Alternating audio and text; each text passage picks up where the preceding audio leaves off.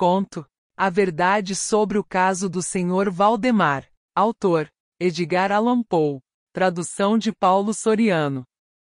Publicado originalmente em 1845, A Verdade sobre o Caso do Sr. Valdemar é um conto de horror que registra a submissão de um homem, no momento de sua morte, a um transe mesmérico, hipnótico, e suas hediondas consequências. A narrativa de Poe pareceu tão verossimilhante ao espírito de sua época que inúmeros leitores, e mesmo estudiosos, acreditaram que o texto compunha, verdadeiramente, um relatório de um horripilante experimento científico. Evidentemente, não pretendo considerar surpreendente que o extraordinário caso do Sr. Valdemar haja despertado tantas discussões. Seria um milagre se acontecesse o contrário, dadas as circunstâncias. Malgrado fosse o nosso desejo manter o assunto distante do público, pelo menos por enquanto, ou até que surgissem novos meios de investigação, não demorou a difundir-se, apesar de nossos esforços de sigilo, uma versão tão incompleta quanto exagerada, que se tornou fonte de muitas desagradáveis deturpações. Estas, muito naturalmente, suscitaram uma profunda incredulidade. É necessário, todavia, que eu, agora, restabeleça os fatos, pelo menos na medida em que me foi possível compreendê-los. Eles são, de forma sucinta, os que se seguem. Ao longo dos últimos 3 anos, o estudo do mesmerismo atraiu continuamente a minha atenção. E, há cerca de 9 meses, ocorreu-me que, na série de experiências até então conduzidas, houvera uma omissão notável e mais ainda inexplicável, e nenhuma pessoa havia sido mesmerizada em artículo mortis. Era necessário verificar, em primeiro lugar, se, em tais condições, havia no paciente alguma susceptibilidade à influência magnética, e em segundo, se, em existindo, ela aumentaria ou diminuiria em razão daquelas condições, e, em terceiro, em que medida, e por quanto tempo, esta operação poderia obstar o assédio da morte. Havia outros aspectos que mereciam investigação, mas aqueles aos quais me referi eram os pontos que mais excitavam a minha curiosidade, em especial o último deles, tendo em vista a feição de extrema importância que as suas consequências poderiam assumir.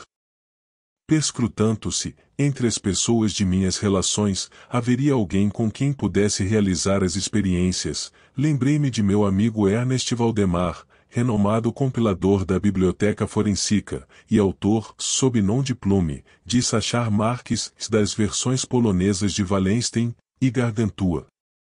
O Sr. Valdemar, que residia principalmente no Harlem, Nova York, desde o ano de 1839, era particularmente notável pela sua acentuada magreza, seus membros inferiores muito se assemelhavam aos de John Randolph, pela brancura dos bigodes, que contrastavam violentamente com a negrura dos cabelos, frequentemente confundidos com mera peruca. Seu temperamento era marcadamente nervoso, o que o tornava bem propício a experimentos mesméricos. Em 2 ou 3 ocasiões, eu o pusera em transe hipnótico com pouca dificuldade, mas fiquei desapontado por não alcançar outros resultados que a sua excepcional constituição me havia induzido a antecipar. A sua vontade jamais se subjugara por completo ao meu domínio e, no que tange à sua lucidez, nunca me foi possível obter uma prova satisfatória. Nestes pontos, eu sempre atribuíra o meu fracasso ao seu delicado estado de saúde. Alguns meses antes de conhecê-lo, os médicos haviam-lhe confirmado a tuberculose. Era seu costume, na verdade, falar calmamente sobre a proximidade de sua dissolução material, e o fazia como algo que não se pode evitar ou lastimar. Quando me ocorreram, pela primeira vez, as ideias às quais me referi, muito naturalmente me veio à mente a figura do Sr. Valdemar. Eu conhecia muito bem a firme filosofia de meu amigo para recear algum escrúpulo de sua parte. E ele não tinha parentes na América capazes de interferir no processo. Falei francamente com ele sobre o assunto. E, para minha surpresa, o seu interesse parecia vividamente acentuado. Digo para minha surpresa porque, embora ele, de livre desígnio, se submetesse às experiências, jamais demonstrara qualquer simpatia com os meus procedimentos. Sua doença era das que admitiam um cálculo preciso sobre o momento em que a morte adviria. Combinamos, portanto, que ele me chamaria 24 horas antes da ocasião prevista pelos médicos para sua morte. Faz pouco mais de 7 meses que me chegou o seguinte bilhete, escrito, de próprio punho, pelo Sr. Valdemar. Caro P. Você pode vir agora. D. e F. Estão certos de que não passarei da meia-noite de amanhã, e creio que eles calcularam a minha sobrevida com grande exatidão. Valdemar. Recebi o bilhete meia hora depois de escrito. 15 minutos mais tarde, eu estava nos aposentos do moribundo. Eu não o via há 10 dias, e fiquei chocado com a espantosa mutação operada em seu estado físico nesse breve intervalo de tempo. O seu rosto assumirá a cor de chumbo. Os seus olhos estavam completamente destituídos de brilho e a sua magreza era tão extrema que a pele se rompera nas maçãs do rosto. A expectoração era excessiva e o pulso quase imperceptível. Todavia, ele mantinha, excepcionalmente, tanto a lucidez quanto alguma força física. Ele falou-me claramente e tomou, sem precisar de ajuda, alguns remédios paliativos. E, quando entrei na sala, vi que ele se ocupava em escrever num bloco de notas. Mantinha-se sentado na cama com a ajuda de vários travesseiros. Ao seu lado, estavam os doutores D. e F. Depois de apertar a mão do Sr. Valdemar, chamei à parte os médicos e lhes pedi que me expusessem detalhadamente o estado de saúde doente. Há 18 meses, o pulmão esquerdo do paciente se achava em um estado semiósseo e cartilaginoso e, portanto, inteiramente inútil à realização das funções vitais.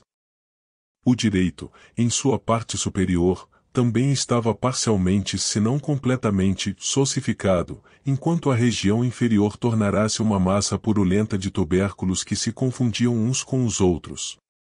Lá havia várias perfurações, e num determinado ponto, ocorrerá a aderência permanente dos tecidos às costelas.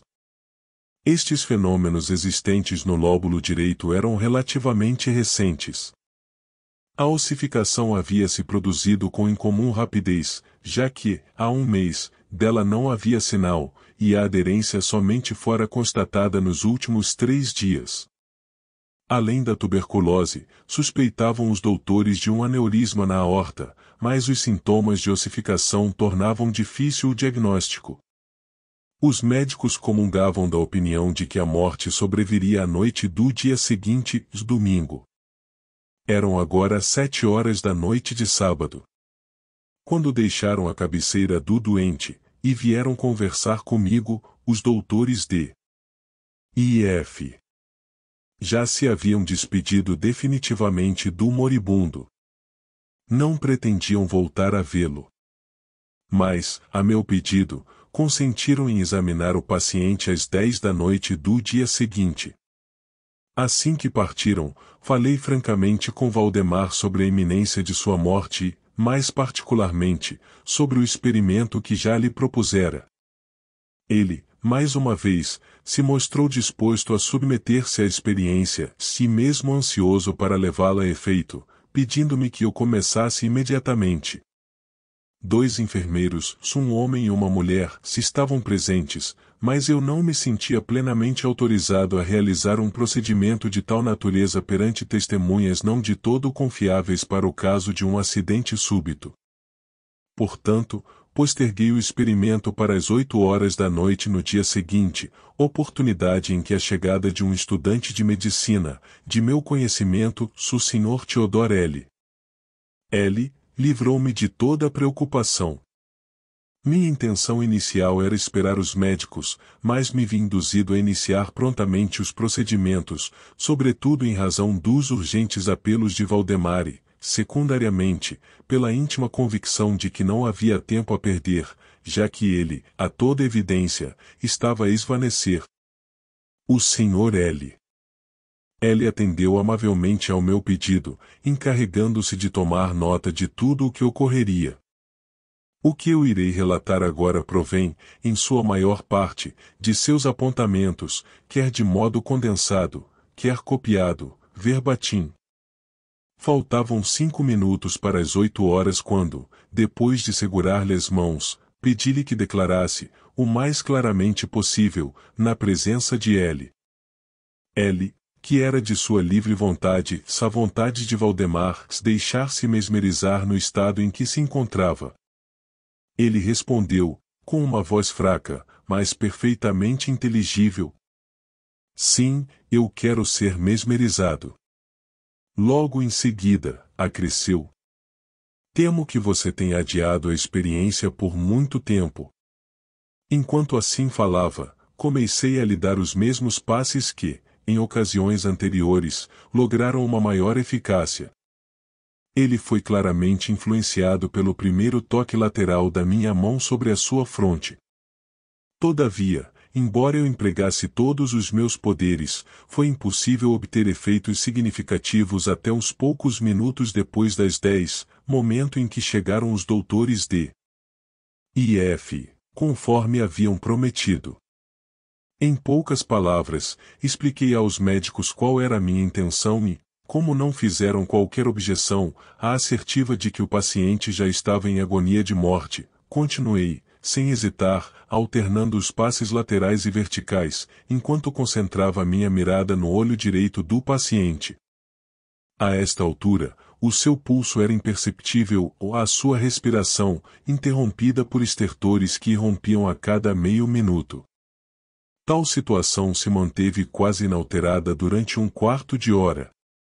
Ao cabo deste interregno, porém, um suspiro perfeitamente natural, malgrado profundo, escapou do peito do moribundo, ao mesmo tempo em que a respiração estertorosa cessava, melhor dizendo, os estertores deixavam de ser perceptíveis.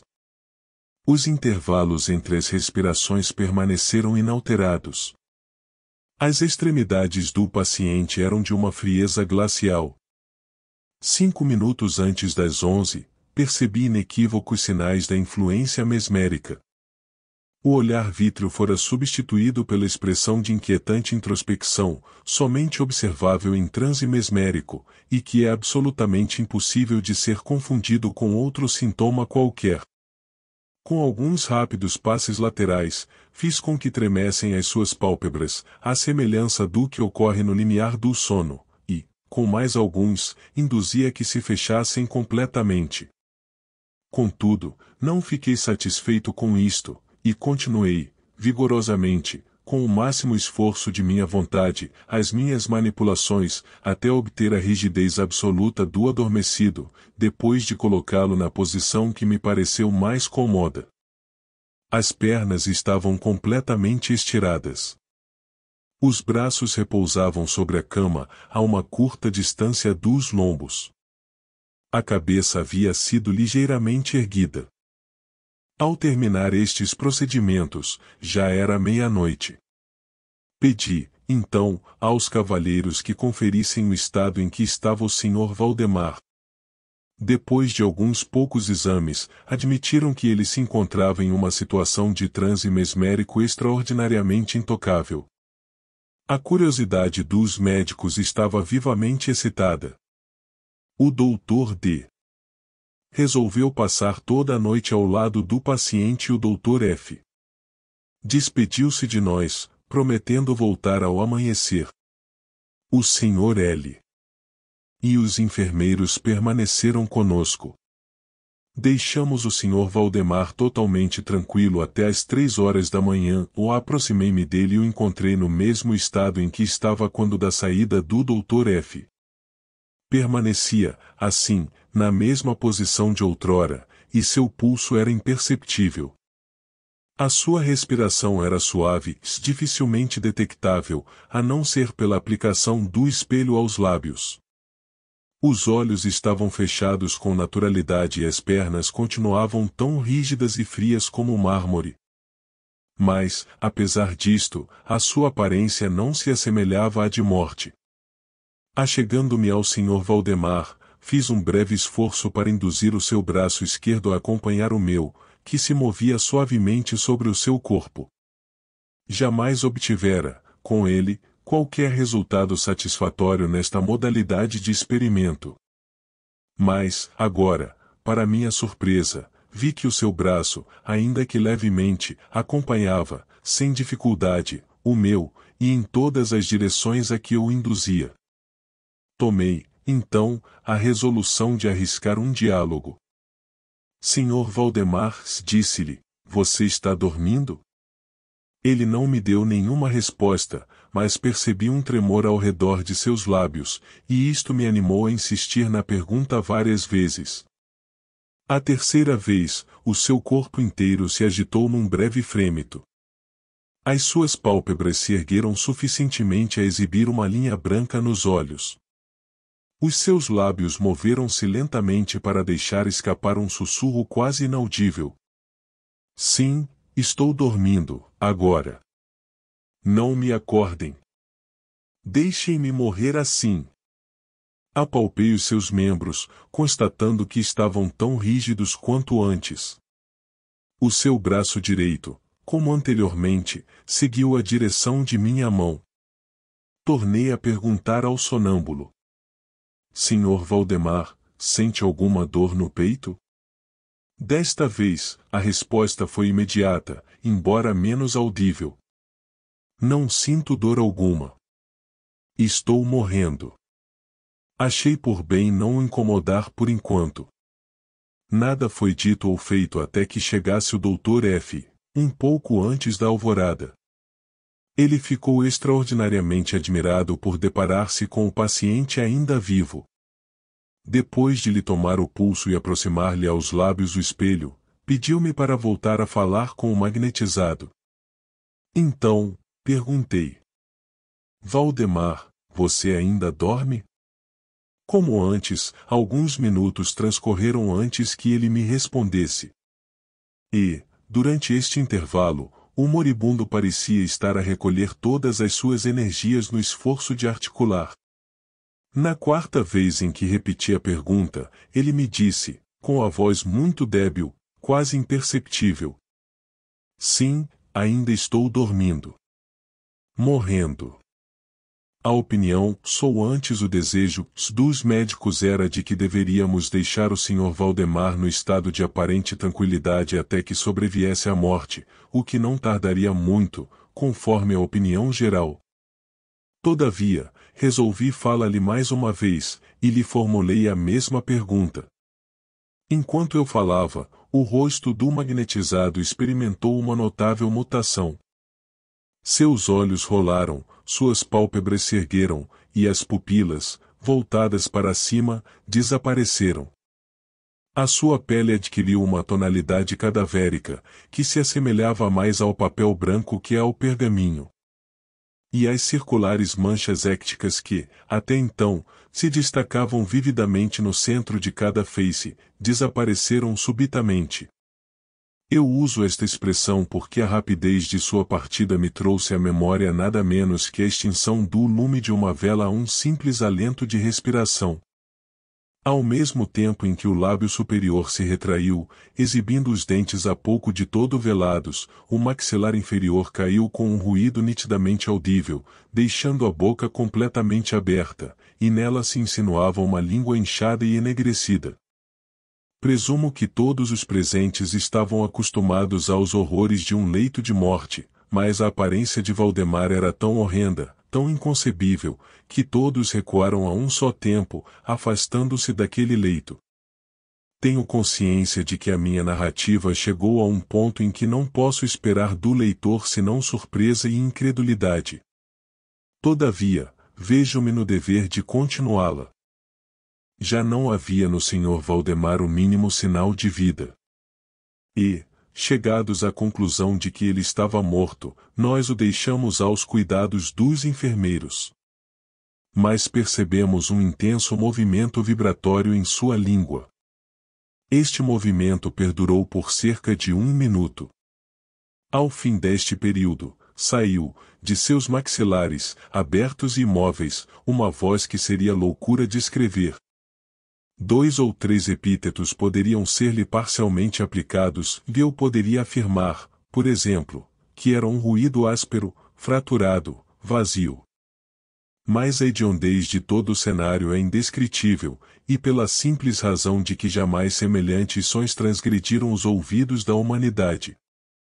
Havia, no entanto, 2 elementos que eu, então, escogitei, se ainda escogito, que poderiam muito bem servir de indicativo da peculiaridade daquela entonação, susceptíveis até de transmitir uma ideia de sua sobrenatural característica. Em primeiro lugar, a voz parecia chegar aos nossos ouvidos, pelo menos aos meus, a partir de uma imensa distância, ou de alguma caverna incrustada nas profundezas da terra. Em segundo, aquela voz produziu em mim, se creio firmemente que não serei compreendido no que direi, a mesma impressão que produzem os corpos gelatinosos ou viscosos quando estes nos excitam o sentido do tato. Referi-me tanto ao som quanto à voz. Quero dizer que o som era de uma silabação claríssima, mas assim de uma maneira espetacular e impressionante.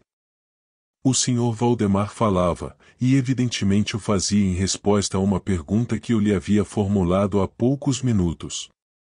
Perguntei a ele, se recordem-se disto, se continuava a dormir.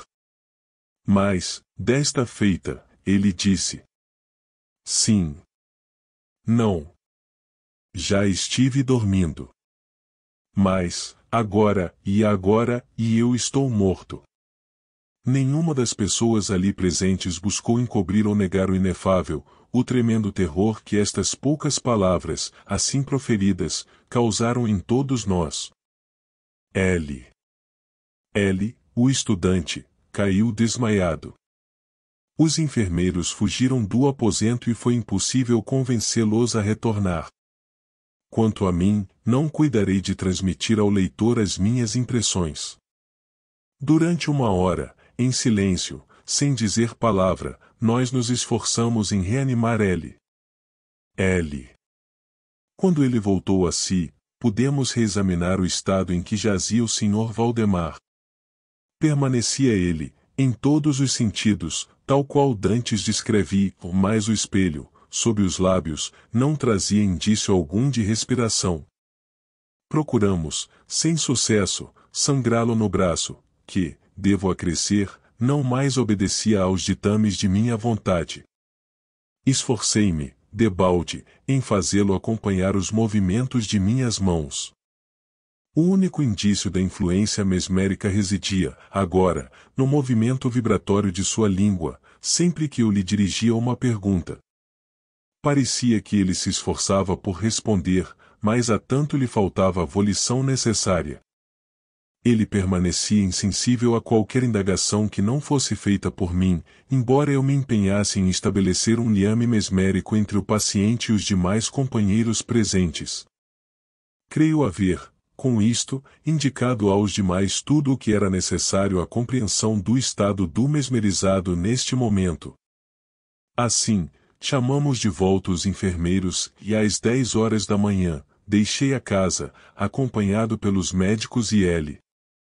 À tarde, voltamos a ver o paciente. O seu estado permanecia o mesmo. Discutimos, então, acerca da conveniência e da possibilidade de acordá-lo, mas chegamos rapidamente à conclusão de que nada de bom para ele poderia disto resultar. Era evidente que, até agora, o processo da morte, só o que se costuma chamar de morte, havia sido suspenso pela operação mesmérica. E parecia claro a todos nós que, se o acordássemos, obteríamos simplesmente o seu imediato, pelo menos rápido fenecimento. Desde então, e até o fim da semana passada, um intervalo de quase 7 meses, íamos diariamente à casa de Valdemar, ocasionalmente acompanhados por médicos e amigos outros. Ao longo de todo este tempo, o mesmerizado continuou exatamente como descrevi. Os enfermeiros o assistiam continuamente. Foi, finalmente, na última sexta-feira, que resolvemos acordá-lo, ou tentar acordá-lo. E foi, talvez, o nefando resultado dessa experiência que suscitou tanta discussão nos círculos privados, e fincou a origem de tantas opiniões que eu não posso deixar de qualificar como injustificáveis. Para liberar o Sr. Valdemar do transe mesmérico, empreguei os passes habituais. Estes, durante algum tempo, não produziram efeito algum. O primeiro indício de avivamento resultou de um decaimento parcial da íris. Observamos, como especialmente notável, que este decaimento da pupila foi acompanhado do profuso fluxo de uma secreção amarelada, que, escorrendo por sob as pálpebras, exalava um cheiro pungente e extremamente fétido. Alguém sugeriu que eu deveria exercer a influência magnética sobre o braço do paciente, como dantes. Tentei fazê-lo, mas sem êxito algum. O Dr. F., então, exprimiu o seu desejo de que o paciente fosse novamente interrogado. Fiz o que este me pediu, nos seguintes termos: Sr. Valdemar, você pode nos dizer o que sente e quais são agora os seus desejos? Imediatamente, os círculos écticos ressurgiram em sua face. Sua língua tremeu, melhor dizendo, rolou-se violentamente na boca, embora as mandíbulas e lábios permanecessem rígidos como sempre. E, então, aquela voz tétrica, que já descrevi, irrompeu. Pelo amor de Deus! Depressa! Depressa! Faça-me dormir, ou, depressa, acorde-me. Depressa! Eu já lhe disse que estou morto. Eu estava extremamente aturdido e, por instantes, fiquei indeciso quanto ao que deveria fazer. A princípio, fiz um esforço para adormecer o paciente, mas, nisto fracassando, em razão de minha absoluta falta de vontade, mudei de tática, e empreguei todas as minhas forças no intento de despertá-lo. Logo me dei conta de que teria êxito, ou, pelo menos, assim imaginei. E estou bem certo de que todas as pessoas presentes esperavam que o paciente de fato acordasse. Mas é absolutamente impossível que qualquer ser humano estivesse preparado para o que realmente aconteceu. Enquanto eu executava rapidamente os meus passes mesméricos, em meio às exclamações de "o morto, morto", que literalmente explodiam da língua, se não dos lábios, do paciente, o seu corpo inteiro, repentinamente, num lapso de apenas 1 minuto, ou menos, se contraiu e se desintegrou, absolutamente pútrido, em minhas mãos. Sobre o leito, na presença de todos os circunjacentes, nada restou além de uma massa quase líquida e repugnante de abominável putrescência. Você acaba de ouvir o quadro Paleoleitura. Se você gostou desse conteúdo, curta, compartilhe, comente e se inscreva no canal Projeto Paleolítica. Mas claro, só se você quiser. Muito obrigado!